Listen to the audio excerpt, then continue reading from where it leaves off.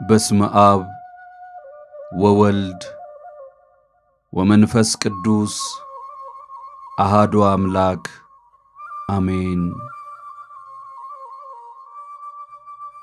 ለምን ትቀናለህ? በዜና አበው ላይ አጋንንት አንድን መነኩሴ ለማሰናከል ሲሞክሩ የሚያሳይ ታሪክ ተጽፏል። መነኩሴው ለብዙ ዘመናት በተጋድሎ አሳልፎ ከብቃት የደረሰ መናኝ ነበር። የአጋንንቱ ጭፍራ ባለቃቸው ተመርተው ይህንን መነኩሴ ለማሳት ዘመቱ። ተራ በተራ ወደ እርሱ እየሄዱ የፈተና ወጥመዳቸውን ዘረጉበት። በዝሙት ሊፈትኑት ሞከሩ፣ አልተሳካም። በምግብ ሞከሩ፣ ድል ነሳቸው። የሚያውቁትን የፈተና ስልት በተለያየ መንገድ እየገለጹ አንዴ ሰው አንዴ መልአክ እየመሰሉ ሊጥሉት ቢሞክሩም አልቻሉም። አለቃቸው ይሄኔ በሉ እኔ የማደርገውን ተመልከቱ አላቸውና መንገደኛ መስሎ ወደ መነኩሴው ቀረበ። በጆሮው የሆነ ነገር ነግሮት ወዲያው ተሰናብቶት ወጣ። ይህን ጊዜ አጋንንቱ እያዩት መነኩሴው መንፈሳዊው ገጽታው ተገፎ ፊቱ በቁጣና በንዴት ሲለዋወጥ ተመለከቱት። በዚህም ተደንቀው ምን ብለኸው ነው ያሸነፍከው? ብለው አለቃቸውን ጠየቁት። እርሱም እንዲህ አላቸው፣ ካንተ ጋር ያደገውና ካንተ ጋር የተማረው ጓደኛህ እኮ የእስክንድርያ ፓትርያርክ ሆኖ ተሾመ ብዬ ነገርኩትና መጣው። አሁን ልቡ በቅናት እየነደደ ነው አላቸው። አጋንንቱ በደስታ ጨፈሩ።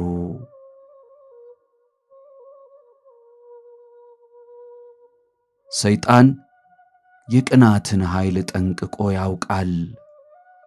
መጽሐፈ ቅዳሴ ሞትን ሲገልጸው በሰይጣን ቅናት ወደ ዓለም የገባ ይለዋል።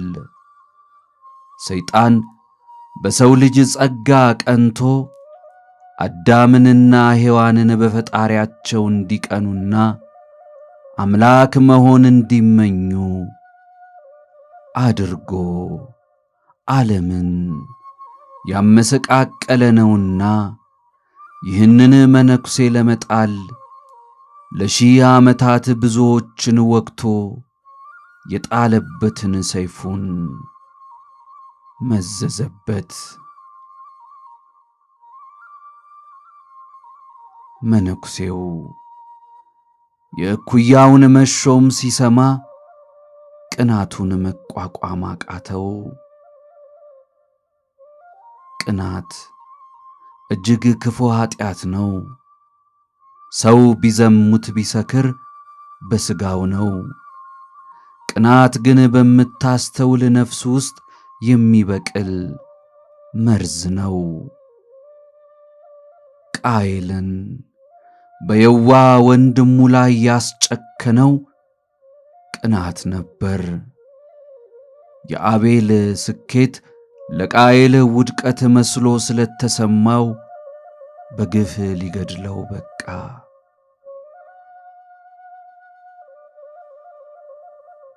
ዮሴፍ የለበሳት ቀለሟ ብዙ የሆነች ጌጠኛ ቀሚስ በወንድሞቹ ዘንድ የመረረ ጥላቻን አትርፋለት ነበር።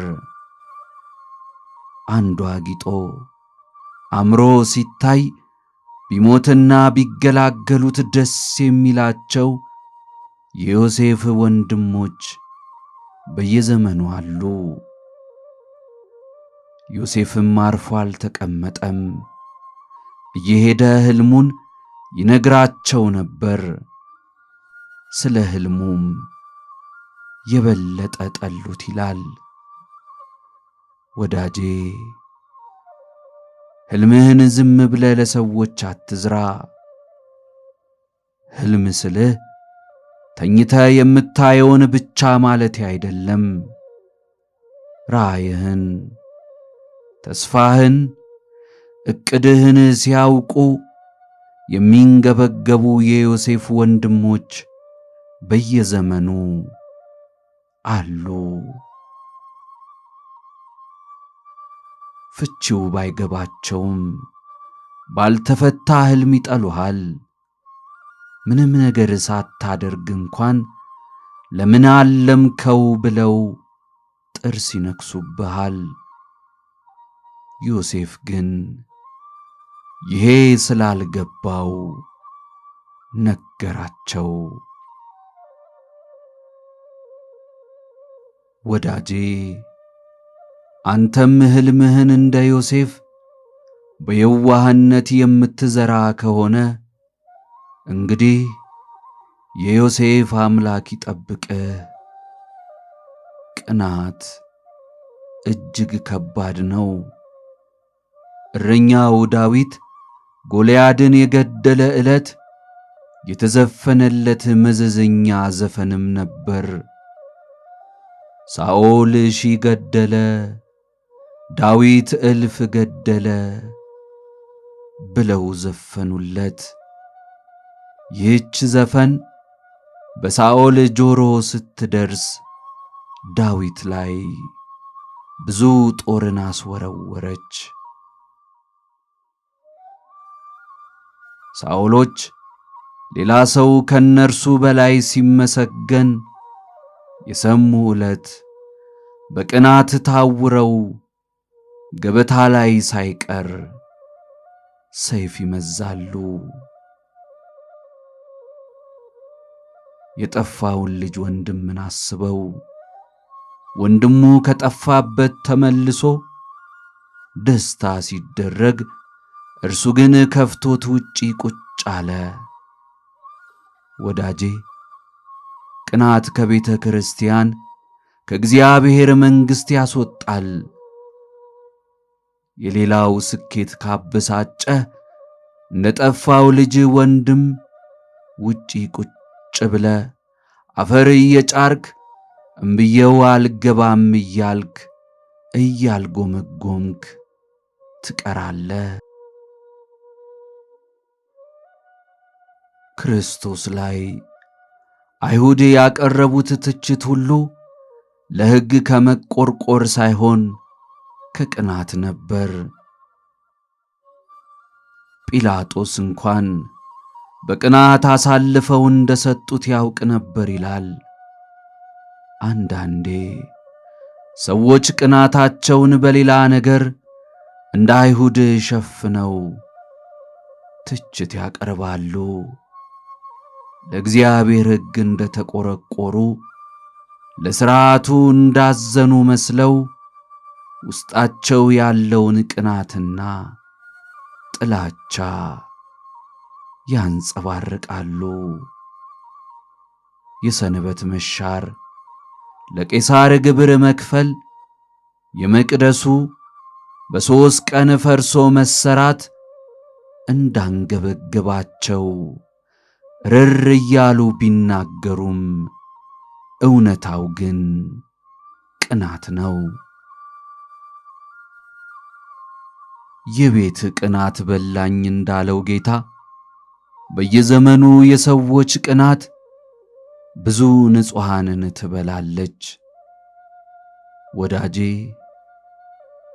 ወዳጄ በሌላው ትቀና እንደሆን አሁኑኑ ከዚህ ውስጥህን በልቶ ከሚጨርስ ካንሰር ራስህን አድን። ራስህን ከሌሎች ጋር አታወዳድር። በምድር ላይ እግዚአብሔር የፈጠረው አንተን የሚመስል ሌላ ሰው የለም። ካንተም ቀድሞ በትክክል አንተን የሆነ ሰው አልተፈጠረም፣ ለወደፊትም አይፈጠርም። እግዚአብሔር ቀድሞ ያልሰራው ደግሞም የማይሰራው ምርጡ ዕቃው ነህና ራስህን ከሌላ ጋር አታወዳድር። ላንተ ብቻ የሰጠው ጸጋ አለና ሌሎችን መመልከት ትተህ ውስጥ ያለውን ውድ ማንነት ቆፍረህ አውጣ። ያንተ ሕይወት ቁልፍ የተቀበረው አንተ ውስጥ ነው። ሌሎችን ረስተህ ወደ ራስህ ጠልቀ ግባ። መብለጥ ከፈለክም አሁን ያለውን ራስህን ብለጠውና ሌላ ትልቅ አንተን ሁን። በቅናት እንዳትቃጠል ሌሎችን ሰዎችንም ውደዳቸው። ከወደድካቸው ፍቅር አይቀናምና የእነርሱ ስኬት የደስታ ምንጭ ይሆንልሃል። የቅናት ስሜት ሲሰማ ቀናተኛ ልቤን ፈውስልኝ ብለህ ለምነው። በአግባብ እንመላለስ። በዘፈንና በስካር አይሁን፣ በዝሙትና በመዳራት አይሁን፣ በክርክርና በቅናት አይሁን። ወስብሐት ለእግዚአብሔር። ይቆየን።